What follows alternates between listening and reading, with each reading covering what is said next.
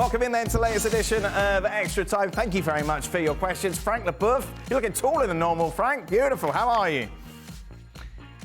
I'm good. And I didn't grow. I'm not taller. Yeah. And what did you have for breakfast today? Everything I'm just okay? questions to annoy Craig. Right, I'll just go. Oh my God, Craig, Go on. Craig, take it easy. Take it easy. I know you. I know you're a good guy. You know, easy. I'm all right. Wow. I mean, the Don't worry. It's international Borussia break. Dortmund It's international break coming up. Yeah, give me days off in the international. Give him break. days off, please. Thank you. That would be lovely. Borussia Dortmund. Months off. okay. Just That would be lovely. took me over What the- on earth was the Martinez penalty, Craig? I don't know. What was it? He put it over the bar. High. Yeah, he looked at the spot. Did he Yeah. slip? Yeah. Nah, there was Urigela. There was something wrong, People you know. don't know I mean, who he looked Yuri at Geller the is. Can't look it spot. up. My job to explain who he is. Well, yeah, you've got to make references that are relevant to people. I said Yuri Geller. People can go and look it up. They'll Right. find out. If they don't, they won't know. Right, okay. I'm not in the business. Chris Waddle in the 1990 World Cup. Yes. Kepa. Yeah. Kepa, yes. It was bad as that. David Beckham as well. I think he slipped once. You know, he put on the in Yeah, the stand. yeah. Lautaro One day, Martinez. I think Did I saw that. Lautaro Martinez take one in the World Cup final? No, because Was he off by then? No. He was the fifth penalty, but they didn't get there because of the saves made That's a by. bonus. There you go. Yeah. Yeah. Frank, what was your penalty ideology strategy? Score. That was the best one. It was given by Johan Niskens, and I met when I was at Chelsea, and I was already kind of an expert on that, where I was picking a side and tried to put on the floor very, very fast and very strong. He said, you know what? Close your eyes, pick a side, never change your mind, and if you miss, you just say, well done, goalkeeper. But don't have any regrets. That was my philosophy of it and my ideology about it. The strategy was simple. Pick a side, don't try to change, and don't look at the goalkeeper. You don't care. He has almost no chance to stop it if you kick strong on the floor. What was your strategy, Craig Burley? I actually did change my mind now and again. And did it make a difference? Sometimes it worked, sometimes it didn't. And Right. I'll tell you why. Because sometimes a goalkeeper moved early. Right. So, you know, if you're going to slew it across to the keeper's right and he's already gone, you have to be able to adjust and maybe side foot it. It's got its risk. I tried not to do that, but some goalkeepers, every goalkeeper does things differently. Some of them are moving all the time. And sometimes you get it in your eye. You just see it, that Right. little hesitancy, and you think, and then you've got to be able to sort of change the angle of your foot. It's not ideal. That's true. Yeah. That's very true what you say, Craig. It's like your music. You know, when you run, while you run, and you go towards the ball, you feel that the goalkeeper moves from right to left. Sometimes, you know, they used to do right, left, and go left or the other way. And sometimes Schmeichel was doing left, right, left, for example. And you knew because of your run and the step you were making that at the time he will do these three movements, you will have to kick right or left. So you could change your mind. It happened to me like 1 or 2 times, but it's tricky. It's very tricky. So talk us through. Oh, go on. I was just going to say that it's always impressive, even from the perspective of a player, to see a guy, say, for example, we go back to the World Cup final, Messi, as he's taking the first penalty in the penalty kick shootout, he's essentially walking towards the ball, and he's staring. It's a game of bluff. Yes, and he's staring at the goalkeeper, Lloris, and Yeah. in that moment, in that environment, look, it takes a lot of cold blood, and it takes a lot of guts as well to be able to stare down the goalkeeper and say, I'm not kicking it until you move, until you give me something. And he just calmly rolled the ball in. That's a different level. I had the misfortune of watching Eric Cantona do that to us. Right. FA Cup final. A cup final, and man, it takes. Yeah. It's like he almost was like holding like a little cup of French coffee as he walks up. Little espresso. Dimitri Karius was in goal like that, right? The Russian. Yeah. Or number 1, and he was a springy guy, you know. bit like that, you know. Yeah, like that, springy, perfect. Yeah. So just remind me, I could have sprung out the studio today. You could have made history and been the first ever player to score a hat-trick of penalties in the Premier League. Oh no! When I bring this, I never bring it up, but you're bringing it up. I'm bringing it up because I think it links well to the mentality of taking penalties and like what goes through your mind for the first, second, and then the third one. I think there's only 4 people have done it, and everyone's missed. Right. In England, anyway. Yeah. Premier League. I think Aguero was the last one to do it. What goes through your mind is like, well, the first one was in the first half. So that was simple.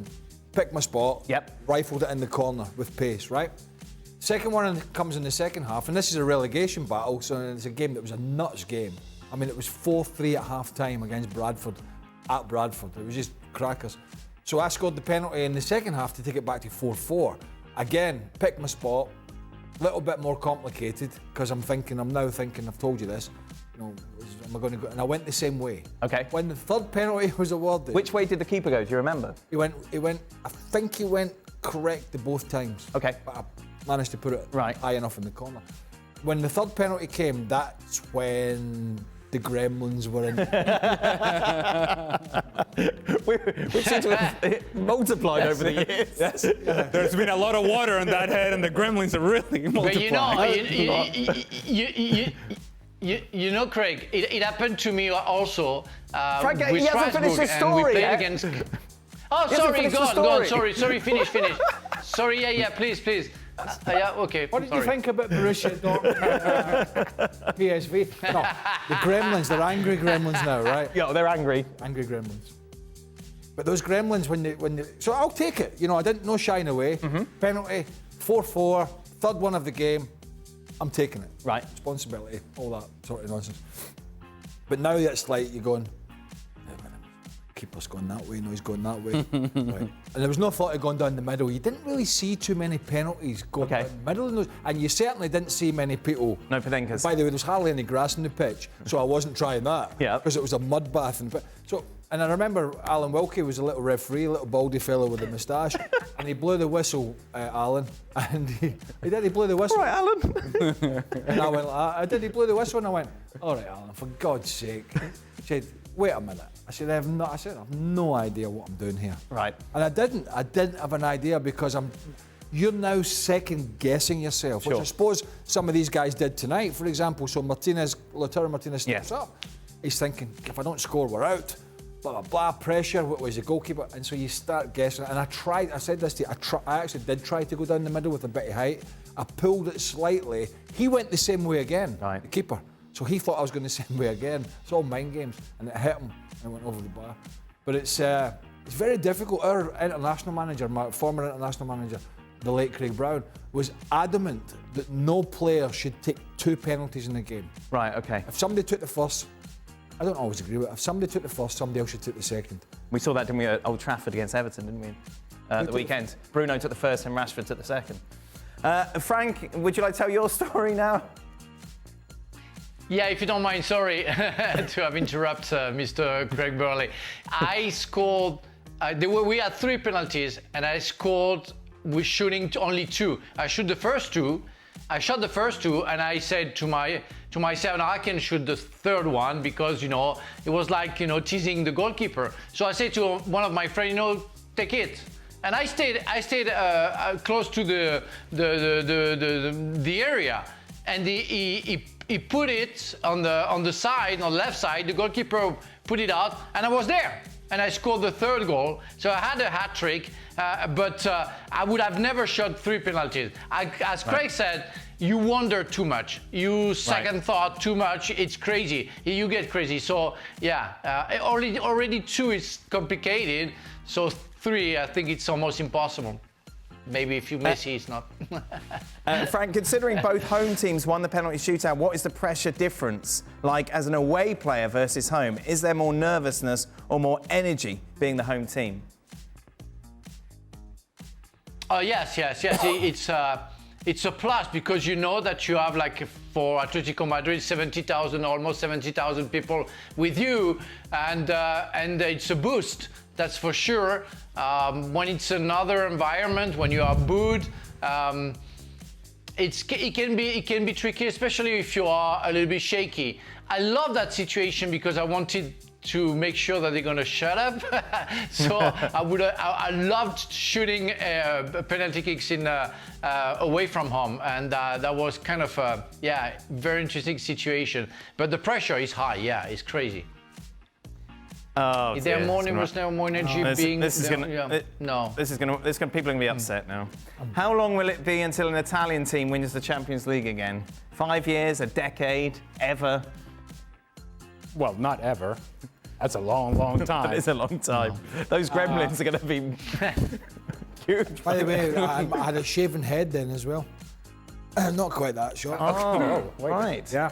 So I was really angry. So you had no teeth, a shaving head. Well, no, that's technically incorrect. I had teeth. Okay, we're missing some Correct. teeth. And I had a number 2. Oh, wow. Yeah. All over your head. Oh, lovely. Well, that's all over your head, yeah. Right. All right. Right. I'm not quite sure whether it's relevant to the story. Like I'm painting an angry picture. Well, I think just a picture of you in general is fine in that terms. Are they ever going to win it again? I think not in 5 years, so maybe a decade. A lot of things have to change in Italian football in order for that to happen. But you can have a really good team that can make a run, and Inter did last year. The problem is that you look at Inter, even this season, and as good as they have been in Serie A and as impressive as they have been in 2024, man, it's a team that doesn't overwhelm you with the way that they play. Not at the European stage. Perhaps certainly dominant in Serie A, and credit to them. But they weren't a team that you watch today and you go, man, yeah, that's one of the best teams in Europe. They certainly don't stand out like that. And if indeed that's a team that is leading Serie A by 16 points, imagine what else is down there. Imagine the level that teams like Milan and Juventus, where are they? Napoli struggle against Barcelona. Lazio struggle against a struggling Bayern Munich. And they had their opportunities. Roma beat Brighton, though. Okay. There you go. Well, they beat them in the first leg. Yeah, but I think we're talking about winning Champions League. I know, I was just trying to add a little bit, something to the positive, the Italian 16? streak. What kind of leagues are 16 points ahead? Oh. I mean, seriously. Oh. Honestly. Okay. By the way, you know, that was my dream draw. To be honest, dream game. Inter Arsenal. Yeah, just because I want Don. Yes. Don, who can't see past Serie A. I want him on here. In fact, he's been nowhere to be seen for days. We need him on here with crocodile tears. Yes. So we can dig his ribs a little bit. Tuchel is about to win the Champions League with Bayern Munich. The script is too obvious, Frank.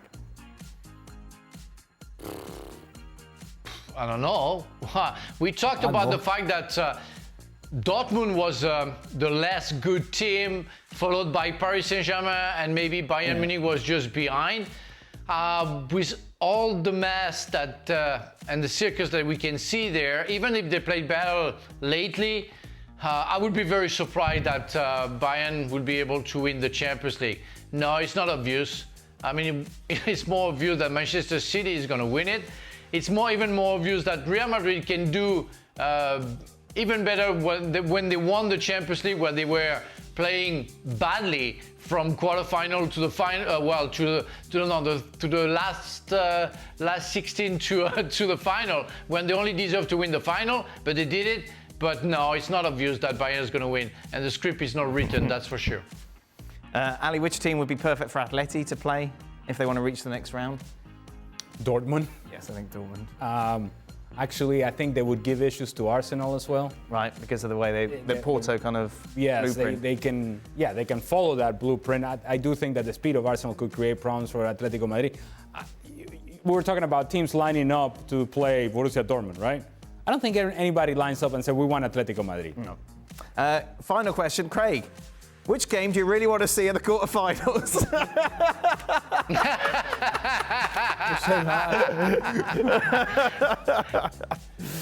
It's just been written. It's just been written. Yeah, exactly. No, by the way, That's it. We're done. this is a misconception. All right. I enjoy the games. Oh, yes. It's the claptrap leading up to it. But we have to do shows. We can't just do a show after the game. Yes, but we don't have to drag out stuff that's not needing to be dragged.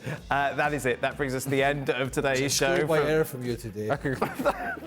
I won't get them blamed for this. I won't be back. Are you away tomorrow?